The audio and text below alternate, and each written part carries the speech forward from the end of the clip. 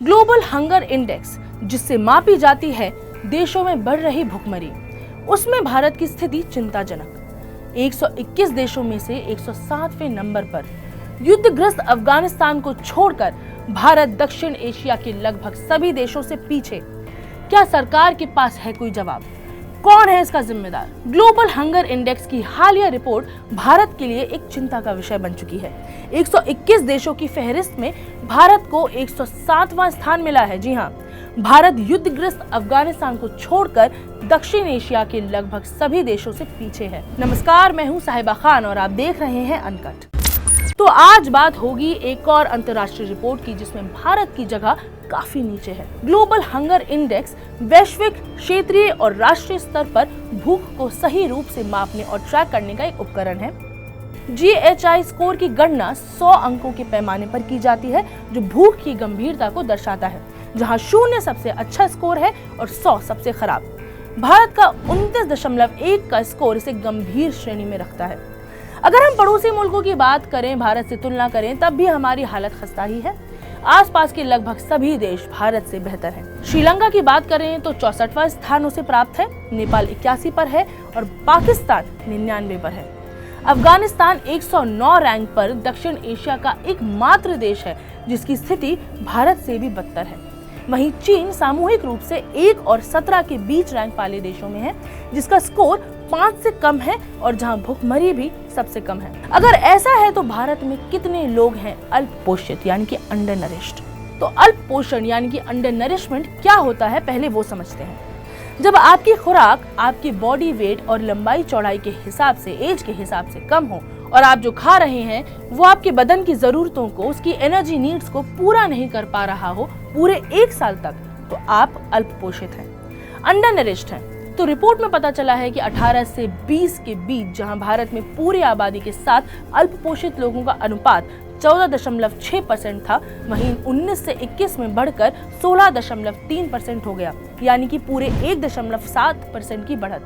संयुक्त राष्ट्र की 2021 की एक रिपोर्ट के अनुसार भारत में 224.3 मिलियन लोग अल्प पोषित हैं।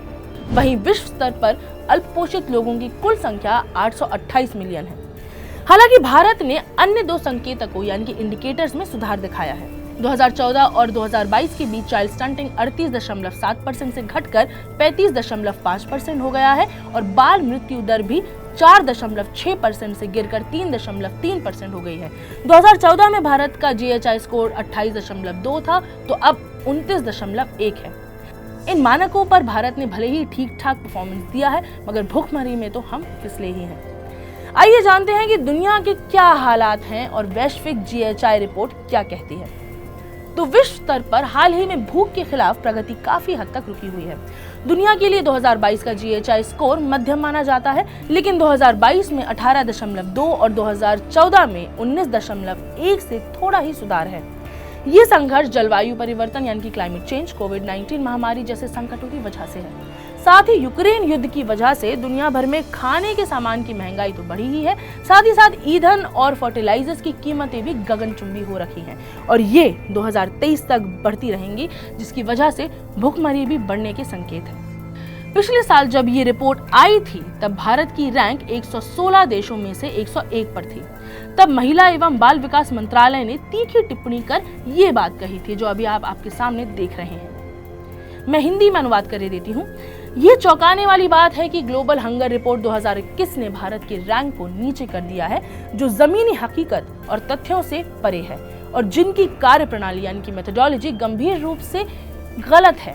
Global hunger report, concern world wide और वर्ल्ड हंगर हेल्थ की प्रकाशन एजेंसियों ने रिपोर्ट जारी करने से पहले सही से काम या परिश्रम नहीं किया है, ये मंत्रालय ने कहा। तो अब इस रिपोर्ट को देखकर सरकार की क्या प्रतिक्रिया आती है, वो देखना बाकी है। हाल ही में आई कई रिपोर्ट्स को वैसे ही भारत सरकार ने नकार दिया है, चाहे वो अमीरी गरीबी की खाई पर बात करने वाली ऑक्सफैम रिपोर्ट हो या फिर WHO की वो रिपोर्ट जिसमें कहा गया था कि भारत में कोरोना मौतें सरकारी आंकड़ों से 10 गुना ज्यादा हैं।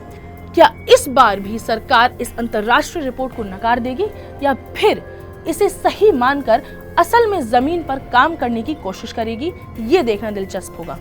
अगर आप हमारे साथ बने रहेंगे तो हम कमेंट्स में आपको इस पर अपडेट देते रहेंगे। फिलहाल आप मुझे दे इजाजत। मैं हूँ साहिबा खान और आप देख रहे हैं अनकट।